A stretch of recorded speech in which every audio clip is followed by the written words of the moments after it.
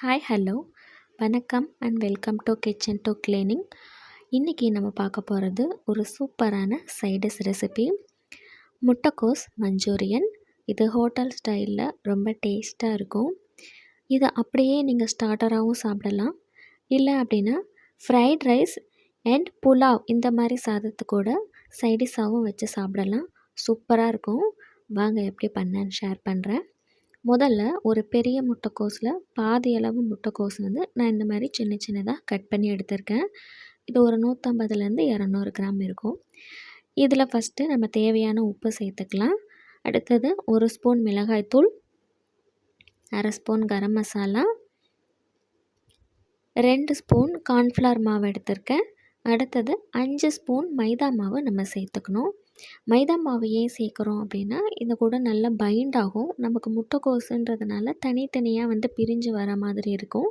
நீங்கள் மைதா மாவு சேர்க்கும்போது உங்களுக்கு நல்லா ஒன்று சேர்ந்து பைண்ட் ஆகி கிடைக்கும். இப்போ கார்ன்ஃப்ளவர் மாவும் மைதா மாவும் சேர்த்ததும் கையை வச்சு நல்லா எல்லாத்தையுமே ஒன்றா கலந்து விட்டுக்கோங்க. தண்ணி வந்து நம்ம அதிகமாக சேர்த்துடக்கூடாது. கொஞ்சமாக தண்ணி தெளித்து தான் நம்ம பிசையணும். இங்கே பாருங்கள், நான் கொஞ்சமாக தான் தண்ணி சேர்த்துருக்கேன். தண்ணி சேர்த்துட்டு நல்லா இந்த மாதிரி பிசைஞ்சு எடுத்துக்கோங்க. இந்த அளவுக்கு தான் இருக்கணும் கன்சிஸ்டன்சி. நம்ம கையில் பிடிச்சா பிடிக்க வரணும், கொழுக்கட்டை மாதிரி. இந்த அளவுக்கு திக்காக இருந்தால் போதும். தண்ணி நிறைய சேர்த்துட்டிங்கன்னா உங்களுக்கு மாவு வந்து தனியாக பிரிஞ்சிரும். அதுக்கப்புறம் உங்களால் பிடிச்சி வந்து போட முடியாது. நம்ம பக்கோடா போடுற அளவுக்கு பிசைவோம் இல்லையா, அந்த அளவுக்கு பிசைஞ்சால் போதும், கரெக்டாக இருக்கும்.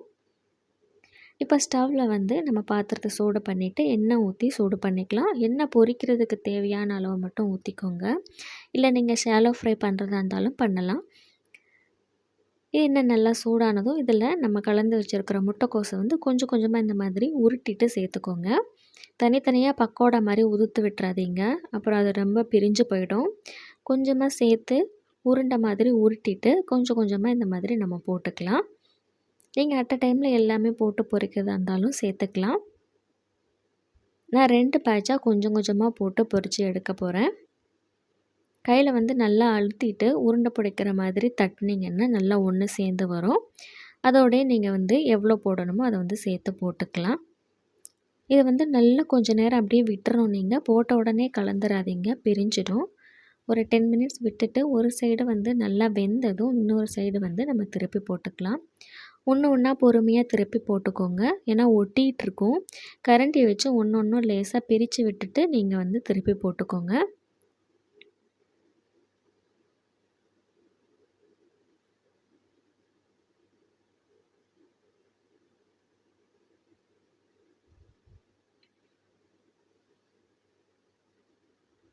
இப்போது 2 சைடும் நமக்கு நல்லா வெந்துருச்சு. பார்த்தாலே தெரியும் உங்களுக்கு. கலர் நல்லா மாறிட்டு நல்லா கிறிஸ்பியாக வந்துடும். இந்த அளவுக்கு வந்ததும் நம்ம வெளியில் எடுத்துக்கலாம்.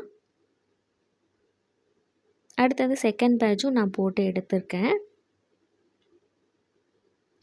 அடுத்தது நம்ம வந்து மஞ்சூரியன் செய்கிறதுக்கு தேவையான கடாயை சூடு பண்ணிவிட்டு அதில் வந்து எண்ணெய் சேர்த்துக்கலாம். எண்ணெய் வந்து நான் பொரித்து எடுத்தோம் இல்லையா, அதே எண்ணெயை தான் நான் யூஸ் பண்ணியிருக்கேன். எண்ணெய் நல்லா சூடானதும் இதில் 2 பெரிய வெங்காயம் இந்த மாதிரி சின்னதாக கட் பண்ணி சேர்த்துருக்கேன். தாளிப்புக்கு நான் இதில் எதுவுமே சேர்க்கலாம். எண்ணெய் நல்லா சூடானதுமே நம்ம நல்லா வெட்டி வச்சுருக்க வெங்காயத்தை சேர்த்துக்கலாம். வெங்காயம் கொஞ்சம் ஜாஸ்தியாக தான் சேர்க்கணும், அப்போ தான் மஞ்சூரியனோட டேஸ்ட்டு நல்லாயிருக்கும். கொஞ்சம் நமக்கு திக்காகவும் கிடைக்கும். வெங்காயத்தை நம்ம நல்லா கோல்டன் ப்ரௌன் வர அளவுக்கு வதக்கிக்கணும். நல்லா கிறிஸ்பி ஆகணும், அந்த அளவுக்கு நம்ம வதக்கிக்கணும். இப்போ இது கூடவே ஒரு ஸ்பூன் இஞ்சி பூண்டு பேஸ்ட்டை வந்து சேர்த்துட்டு நான் வதக்கிக்கிறேன். இஞ்சி பூண்டு பேஸ்ட்டு ஜாஸ்தி சேர்த்துறாதீங்க, கொஞ்சமாக சேர்த்தா போதும். இப்போ இஞ்சி பூண்டு பேஸ்ட்டோட பச்சை வாசம் போகிற அளவுக்கு நம்ம இந்த எண்ணெயிலே சேர்த்துட்டு வதக்கிக்கலாம்.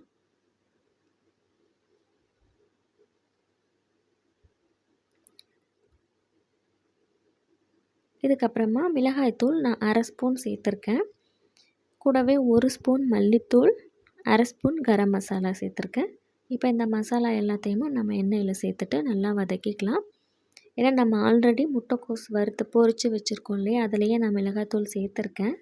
அதனால் இந்த டைம் 1/2 ஸ்பூன் தான் சேர்த்துருக்கேன். நீங்கள் உங்கள் காரத்துக்கு ஏற்ற மாதிரி பார்த்துட்டு சேர்த்துக்கோங்க.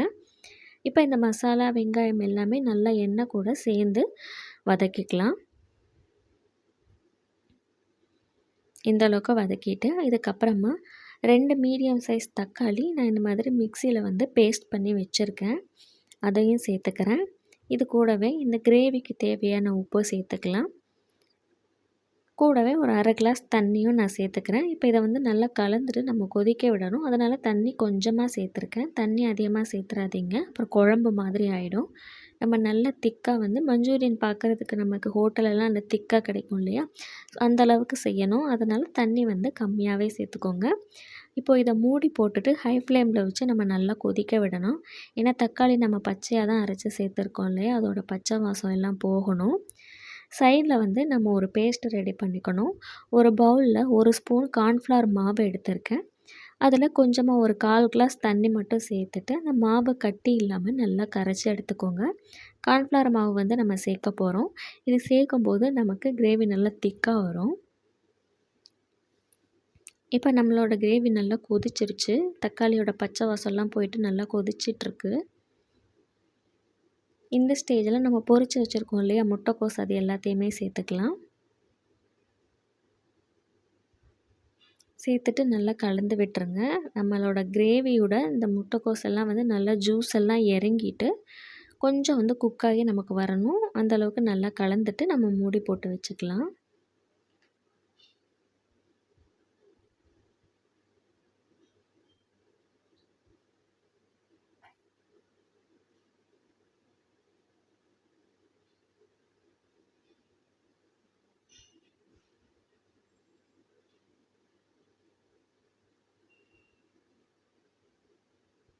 அவ்வளோதான், கலந்தாச்சு. இதுக்கப்புறமா மூடி போட்டு லோ ஃப்ளேமில் வச்சு ஒரு 5 நிமிஷம் வந்து நான் குக் பண்ண போகிறேன். இப்போ பாருங்கள், இந்த அளவுக்கு நம்ம நல்லா அது ஜூஸ் எல்லாம் அப்சர்வ் பண்ணிவிட்டு வரணும். அந்தளவுக்கு நம்ம குக் பண்ணிக்கணும். நடுவில் வந்து நான் கொஞ்சமாக ஃபுட் கலர் சேர்த்துருக்கேன். அதனால தான் உங்களுக்கு கலர் இப்படி இருக்குது.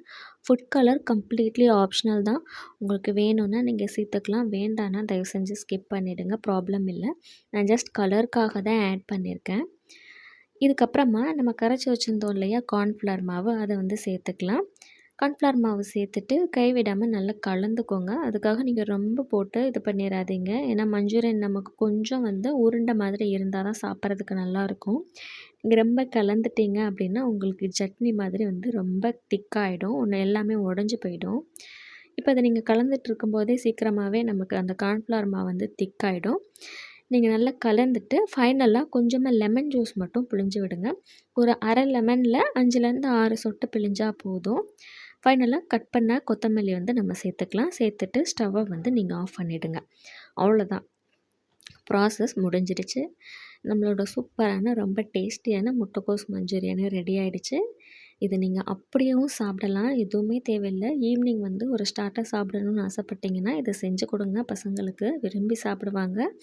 இல்லை அப்படின்னா நான் சொன்ன மாதிரி ஃப்ரைட் ரைஸ் கூட சைட் டிஷ்ஷாகவும் வச்சு சாப்பிடலாம்.